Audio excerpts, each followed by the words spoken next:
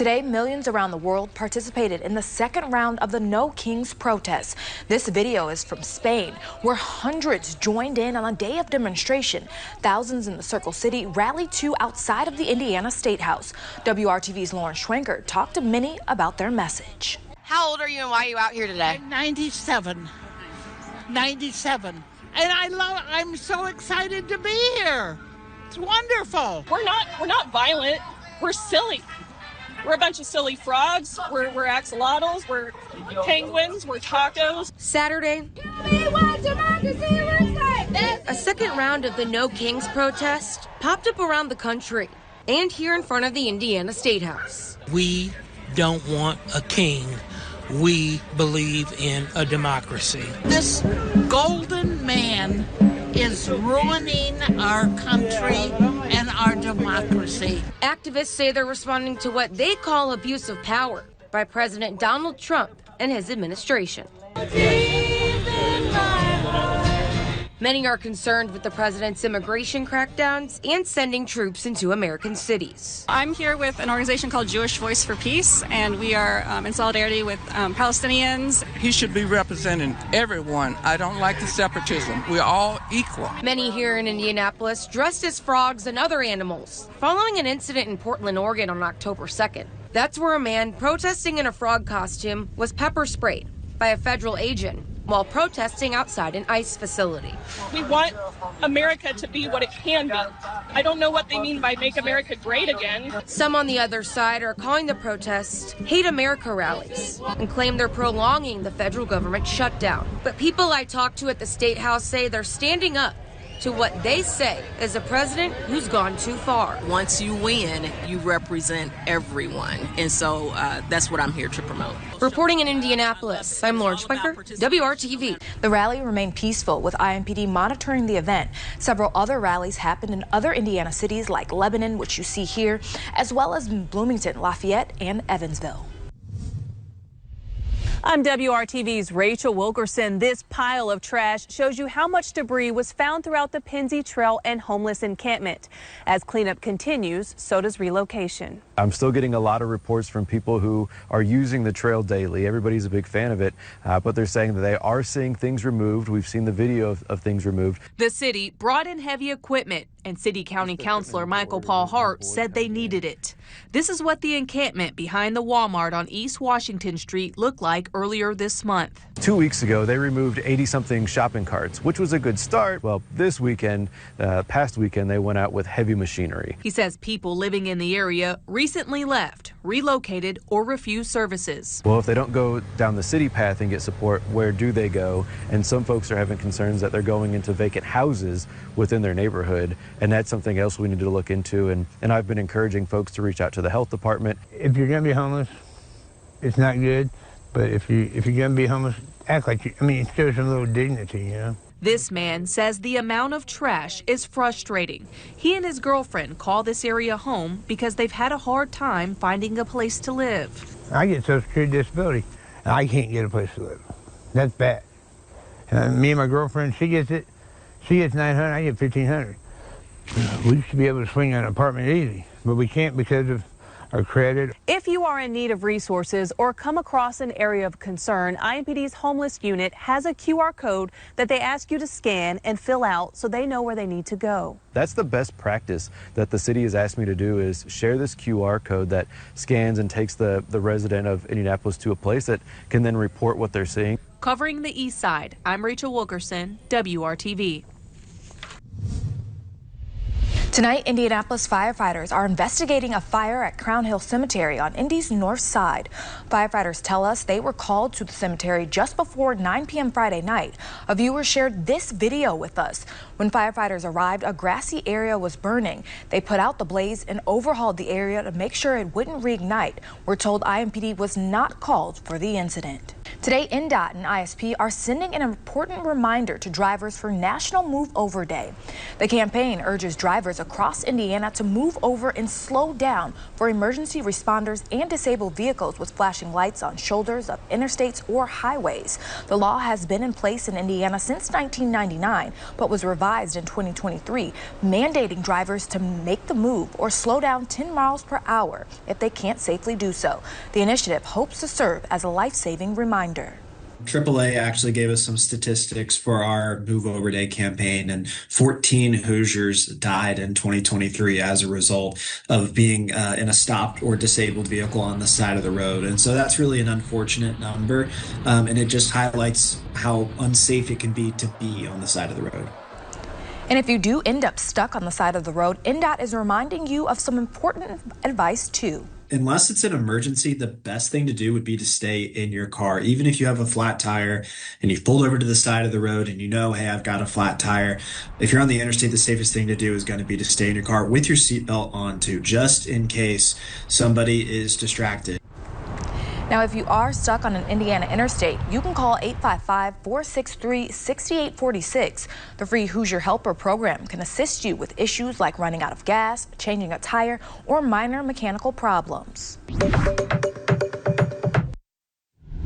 I'm your downtown Indy community reporter, Nico Panisi, and I'm on the Canal Walk, where Purdue University plans to purchase this apartment building. It's a part of the university's 50-year campus master plan for Indianapolis. From the hum of the insects to the chirp of the birds, the Indianapolis Canal Walk is a respite for fitness fanatics and serenity seekers alike. Having a good time, enjoying the air. Imre Kano strolls along the iconic waterway with his wife and 2 kids weekly. He loves outdoors too. The scenic views Kano takes in could soon be changing in a few years' time. The Purdue Board of Trustees approved the university's intent to purchase the Canal Square apartments last week. It's great to have more people because, you know, it's our community, it's our downtown. The more people, you know, more businesses could flourish. Crystal Sharp agrees. Just by having that Purdue name downtown is going to bring a lot of people, also internationally, to come visit our city and possibly go to Purdue here and live here. Sharp is a Purdue alum. She's proud to see her alma mater expand in the city she calls home. I have a feeling that with oncoming Purdue students, it's going to really bring a lot of culture to the area, new innovative ideas. Canal Square Apartments is a 4-story, 400,000 square foot apartment building located on West Street. It includes close to 500 beds, potentially providing space for hundreds of Boilermakers in the future. The long-term vision for Purdue's presence in the capital city is going to build out to the extent where Purdue can support upwards of 15,000 students. Spokesman Derek Schultz says choosing Canal Square was strategic not only because of its close proximity to campus, but all the downtown has to offer. We just want to provide that opportunity for campus living where the campus is your city, right? It's, you know, campus is Gainbridge Fieldhouse. Campus is Lucas Oil Stadium. Nico Panisi, WRTV. Redrawing Indiana's congressional maps remains at the top of mind for many state leaders. Coming up, the ads you may have seen this weekend and what Governor Braun says about calling a special session. Dust, a daily encounter if you're an Indiana farmer. Coming up, a couple of reminders so you can stay breathing easy. All of our active weather this weekend bringing a big pattern change, and that means a drop in temperatures. We'll talk more about when you're going to need to break out those fall layers.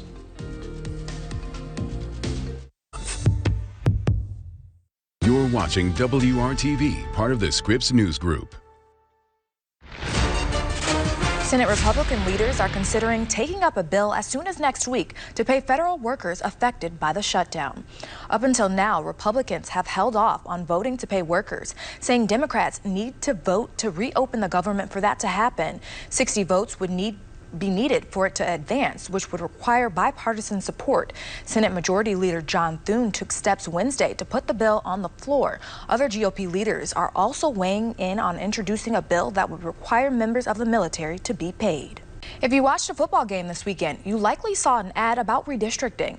The commercial is being paid for by the Indiana Conservation voters. They hope to encourage Hoosiers to call their lawmakers and tell them to vote against possible efforts to redistrict the state. There has been a push from the White House to redraw Indiana's congressional maps to add additional Republican seats in the U.S. House of Representatives. Some Republicans, including Daniel Lopez of Hamilton County, are not backing the redistricting push. Instead, they say they trust the maps already already in place. I'm not going to come off of that. I mean, we have rules of the game that we've established that have worked well for us. Indiana drew maps just a couple of years ago and came out with maps that have not been challenged in court. So they're good maps, they're strong maps, and I think we should stand by that work, is what I've said all along. We reached out to Governor Mike Braun's office, and while the governor did not have time to speak with us, his spokesperson says there are no plans to call a special session at this time. A very warm 82 degrees in Indianapolis this afternoon, just 2 degrees shy of the record for the date. We've already dropped 20 degrees, and you can see that warmer air is getting pushed off to the east, and it is going to allow those temperatures to continue to fall. 63 right now in Bloomington, 62 for you in Lafayette, and 64 in Muncie. We've got more of that rain that's starting to build in here, and we've got some areas of even heavy rain, a few rumbles of thunder in the mix, but nothing severe out there.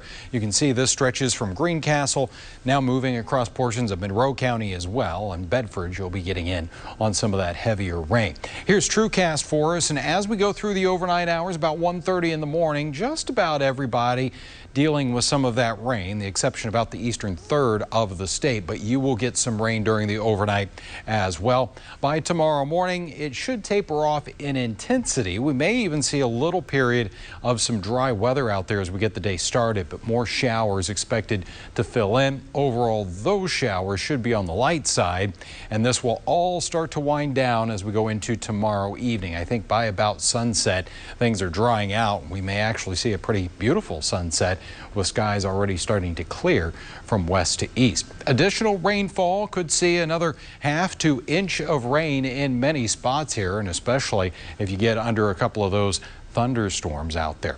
We've also had a wind advisory which has been issued. This is going to go until 8 o'clock in the morning for Indianapolis and areas to the southeast. So even outside of those thunderstorms tonight, we could have some strong gusty winds.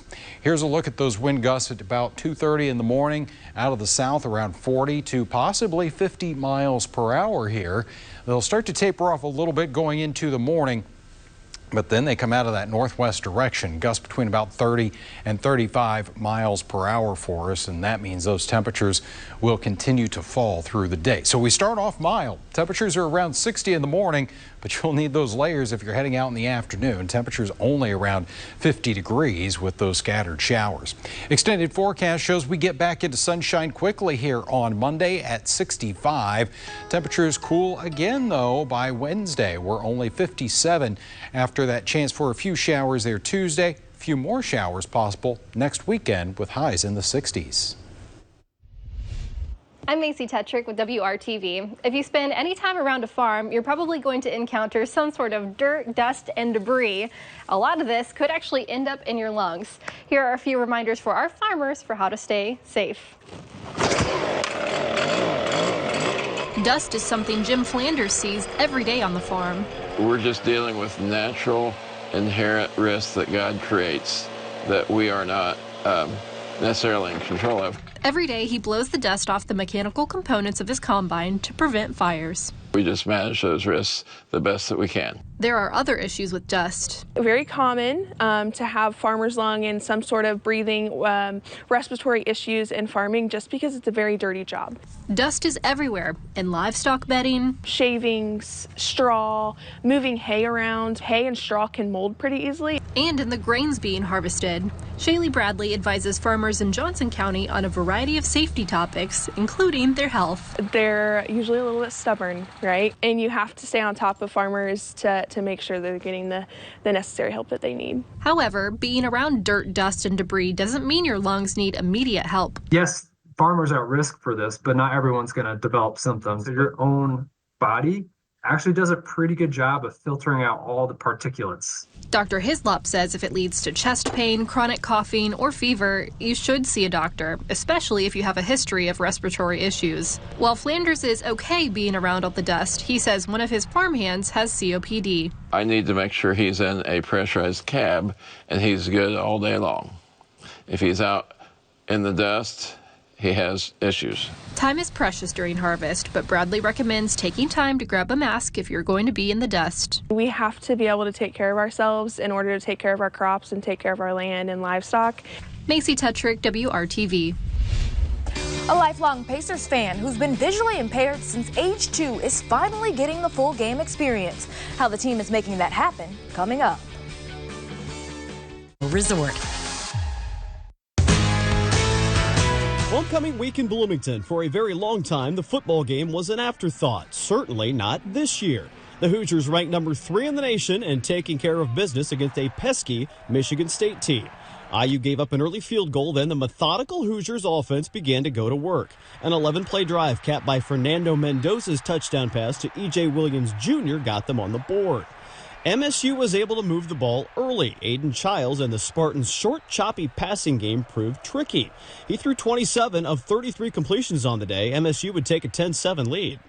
I think at times that we kind of lost our discipline with our eyes and our keys, things like that. So definitely could have been a lot better. I think the second half we cleaned it up a lot better than it was in the first half. But, they did a great job keeping us in that first half for sure. But the Indiana offense could not be stopped. 3 first-half drives, 3 touchdowns. Mendoza to Elijah Surratt made it 14-10. And a powerful run of 29 yards by Kaylon Black to the end zone put the Hoosiers up 21-10.